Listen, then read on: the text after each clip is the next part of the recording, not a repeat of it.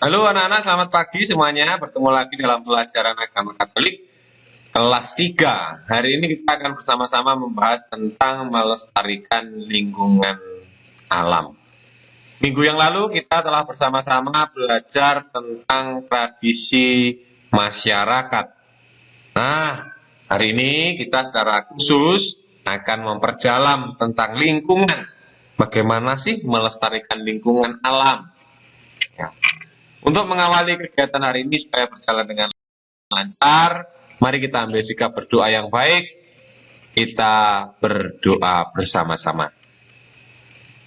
Dalam nama Bapa dan Putra dan Roh Kudus, amin. Bapa yang maha baik, Engkau telah menyerahkan alam yang indah ini kepada kami untuk dijaga dan dikembangkan demi kebaikan kami. Terima kasih Tuhan atas karunia-Mu yang sangat indah dan berguna bagi kami. Amin. Kemuliaan kepada Bapa dan Putra dan Roh Kudus, seperti pada permulaan, sekarang, selalu, dan sepanjang segala abad. Amin. Dalam nama Bapa dan Putra dan Roh Kudus. Amin. Baik anak-anakku yang terkasih, kita akan bersama-sama mendengarkan kisah. Kita akan mendengarkan sebuah cerita di suatu desa yang namanya Desa Kopisan, ya. Desa Kopisan adalah desa yang sangat indah dan subur. Seluruh desa kelihatan hijau karena ditumbuhi berbagai tanaman dan pohon-pohon yang rindang. Setiap pagi terdengar kicauan burung. Penduduk desa menanam berbagai jenis sayur untuk dijual ke kota. Di desa itu terdapat sebuah bukit, dan di kaki bukit terdapat mata air yang menjadi sumber air bagi masyarakat. Pada musim kemarau, mata air tersebut juga sangat membantu orang kota karena mereka mengambil air di desa tersebut. Keadaan desa berubah beberapa tahun ini. Sayur yang ditanam banyak yang tidak bisa dipanen, sehingga masyarakat tidak cukup membiayai kehidupan keluarga. Burung-burung tidak terdengar lagi kicauannya. Yang terdengar hanya suara palsu burung yang direkam untuk memancing burung walet agar hinggap di rumah yang telah disiapkan. Mata air yang dulu tidak pernah berhenti mengalir sekarang justru kering, dan masyarakat mengalami kesulitan air pada musim kemarau. Mengapa hal ini terjadi? Ternyata masyarakat mulai menebang pohon-pohon untuk dijual kepada pedagang-pedagang kayu, dan mereka menjadi malas untuk mengurus kebun yang mereka miliki, dan akhirnya desa itu menjadi gersang. Anak-anakku yang terkasih, tentu dari kisah cerita ini tadi kita bisa membayangkan kondisi alam sekitar kita ketika masih dalam kondisi yang rindang, banyak tanaman. Setiap pagi kita mendengarkan kicauan burung. Wah, betapa enaknya ya. Ketika mendengarkan cerita ini, Pak Wana ingat ketika Pak Wana tinggal di desa. Apa yang ada di alinea pertama ini Pak Wana semuanya alami di desa. Ya. Dan puji Tuhan sampai hari ini masih tetap seperti ini ketika Pak Wana pulang ke desa. Tetapi dari cerita ini tentu sangat berbeda. Ya, dari cerita ini di alinea kedua ini menunjukkan suatu situasi di mana ketika alam tidak dijaga, tidak dirawat dengan baik. Di situ tadi ditunjukkan bahwa masyarakat mulai menebang pohon untuk dijual kepada pedagang-pedagang kayu. Pak Wana cerita ketika di desa, Pak Wana itu melihat di desanya Pak Wana juga banyak pohon-pohon yang ditebang. Kayu-kayu yang ditebang banyak. Tetapi di sana ada sebuah peraturan di mana boleh menebang asalkan sudah menanam terlebih dahulu. Jadi sebelum menebang itu harus menanam dulu. Jadi nanti ada penggantinya. Jadi tidak punah lah seperti itu. Jadi setiap kali dalam setiap hari itu ketika melihat tentu ada pohon-pohon besar. Nah, anak-anak yang terkasih di sini tadi juga menunjukkan mereka menjadi malas untuk mengurus kebun yang mereka miliki.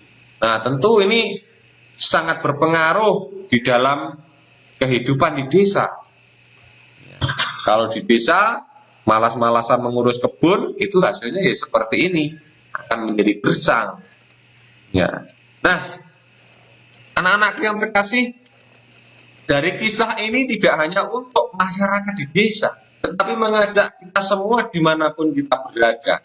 Kita sebagai warga masyarakat yang baik, kita lihat dulu dari sekitar halaman rumah kita. Ketika halaman rumah kita tidak tertata dengan baik, tidak diurusi dengan sebaik-baiknya, maka hasilnya juga akan tidak baik. Bahkan ketika kita misalnya tinggal di sebuah perumahan ataupun di kampung, ketika kita melihat hujan sedikit saja sudah banjir, nah berarti ada yang tidak benar. Entah itu kita membuang sampah sembarangan tempat, akhirnya menyumbat selokan, ya kan? Ini kan musimnya hari ini sedang hujan banyak ya, hujannya lebat sekali ya. Nah, ada berita-berita itu banjir di mana-mana. Nah, anak-anak yang terkasih itu semua dimulai dari diri kita masing-masing. Kita tidak menuntut, tidak usah menuntut orang lain untuk berubah, tetapi kita merubah diri kita dulu. Nah, ketika orang lain melihat, oh ternyata Pak Wana itu membuang sampah di tempat sampah. Ketika melihat satu hari, besok melihat lagi seperti itu, maka orang lain yang membuang sampah sembarangan ini akan mulai melihat, oh ternyata efeknya baik ketika membuang sampah di tempatnya. Nah, maka tugasnya adalah mulai dari diri kita sendiri. Mari kita amati gambar berikut ini. Ketika kita melihat ini adalah laki-laki dan perempuan, bisa jadi Adam dan Hawa ini ya. Nah, tentu kelas 1, 2 anak-anak sudah mendengar kisah ini. Nah, kisah penciptaan. Kitab Kejadian bab 1 ayat 1 sampai 2 dilanjutkan bab 4. Anak-anak yang terkasih, siapkan kitab sucinya ya. Baca bersama-sama dengan Pak Wana. Pada mulanya Allah menciptakan langit dan bumi. Bumi belum berbentuk dan kosong, hanya ada air di mana-mana. Seluruh permukaan bumi gelap, maka berfirmanlah, jadilah terang. Setelah itu Allah memisahkan terang dan gelap. Lalu Allah menamakan terang itu siang dan gelap itu malam. Itulah hari pertama Allah mencipta. Pada hari kedua berfirmanlah Allah, jadilah cakrawala. Maka tidak lama kemudian muncullah cakrawala. Dan Tuhan memisahkan air yang di bawah cakrawala itu dari air yang ada di bawahnya. Pada hari ketiga Allah berfirman lagi, berkumpullah air pada satu tempat. Lalu Allah menamai tanah yang kering itu darat, dan kumpulan air itu dinamainya laut. Setelah itu Allah berfirman lagi, hendaknya tanah menumbuhkan tunas-tunas muda, tumbuh-tumbuhan yang berbiji, segala jenis pohon yang menghasilkan buah, supaya ada dan tumbuh-tumbuhan di bumi, maka tumbuhlah dari tanah itu bermacam-macam tumbuhan.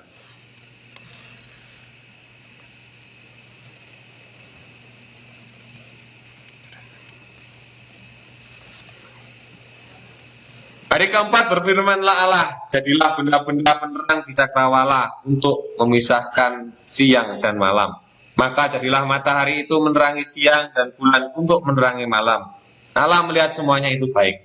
Hari kelima Allah berfirman lagi, hendaklah ikan berenang dalam air dan burung-burung berterbangan di atas bumi. Kemudian Allah memberkati ikan-ikan dan burung-burung itu, supaya mereka berkembang biak dan menjadi banyak. Allah melihat semuanya itu baik. Hari ke-6 berfirmanlah Allah, hendaklah dari bumi muncul ternak dan binatang-binatang liar dan melata.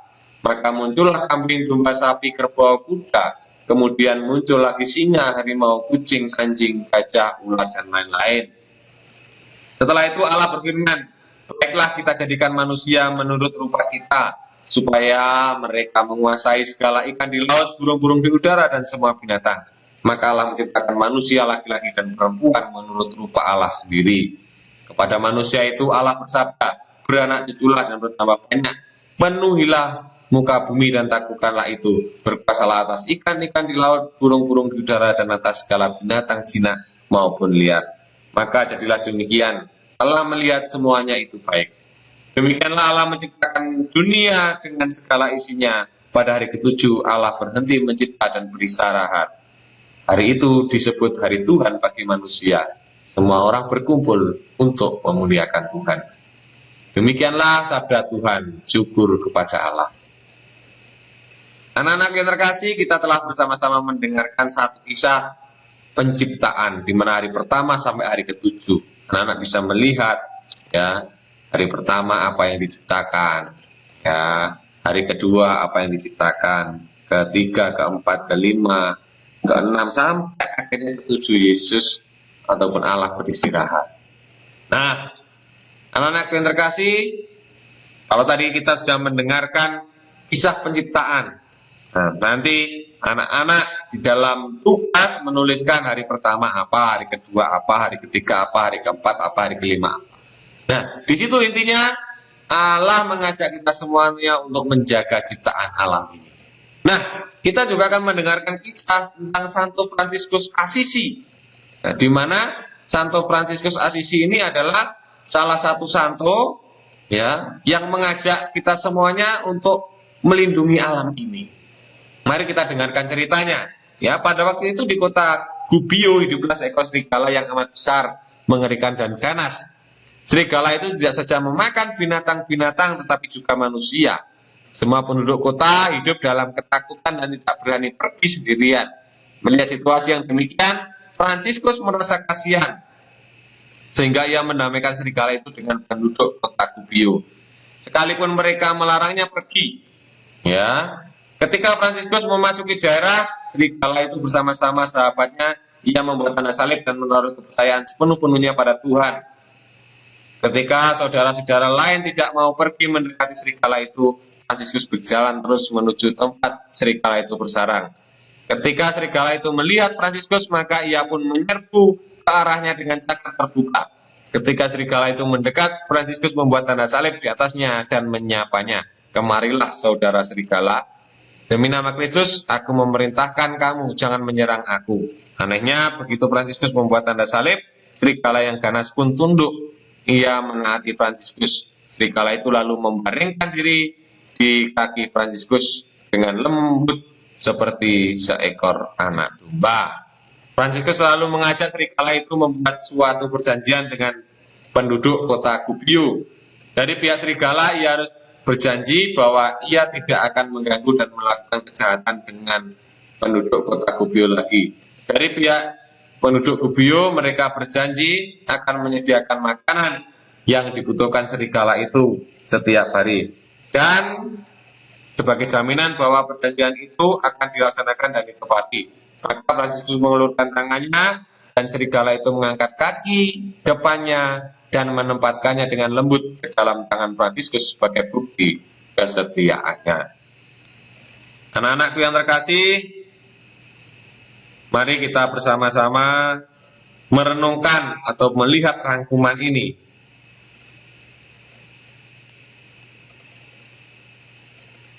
Satu, Tuhan menciptakan dunia dan segala isinya dalam keadaan baik. Ya, Tuhan menciptakan dunia dan segala isinya dalam keadaan baik. Ya, manusia mempunyai akal budi sehingga dapat berpikir dan mempunyai kemampuan untuk melestarikan ciptaan Tuhan yang indah. Ya, ini Tuhan, ya. Jadi Tuhan menciptakan manusia itu memiliki akal budi, ya, memiliki akal budi sehingga dapat berpikir dan mempunyai kemampuan, ya, dan mempunyai kemampuan. Ya, Santo Fransiskus yang sudah kita dengarkan tadi, ya, menjadi teladan dalam pelestarian lingkungan. Jadi Santo Fransiskus ini memberikan teladan dalam pelestarian lingkungan alam.